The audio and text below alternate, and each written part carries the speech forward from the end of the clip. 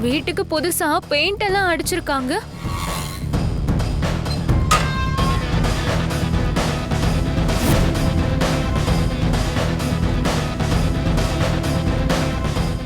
யார் நீங்க? உங்க பையனால ஜெயிலுக்கு போன பவித்ரா. என்ன தைரியம் இருந்தா என் பையனை கொன்னுட்டு என் வீட்டுக்கே வருவ? வெளியில போ.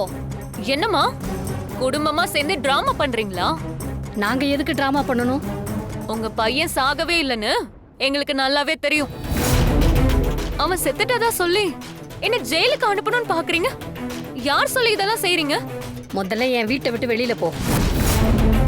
பவி, இவங்க வீட்டை பார்த்தாலே தெரியுதே, யாரோ பணம் கொடுத்துதான் இதெல்லாம் செய்ய சொல்றாங்க. அப்படி வந்த காசுல தானே வீடு நல்லா புதுசா வசதியா மாறி இருக்கு. இப்ப ஏசி வேற வருது.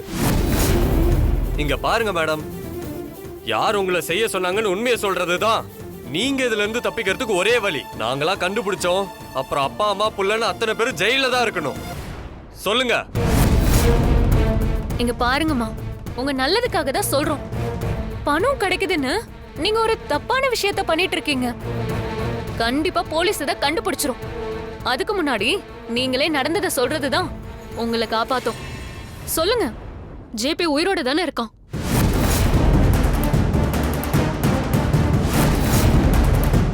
அது என் பையன். சொல்லுங்கம்மா, ஜேபி உயிரோட தானே இருக்கான்?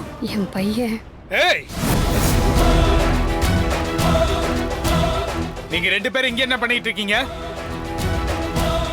ஏம்மா, உனக்கு என்ன தைரியம் இருந்தா என் பையனை கொன்னுட்டு என் வீட்டு படியேறி வருவ? நான் கொன்னுட்டேனா? யாரை ஏமாத்துறீங்க? ஜேபி உயிரோட இருக்கான்னு எங்களுக்கு நல்லாவே தெரியும்.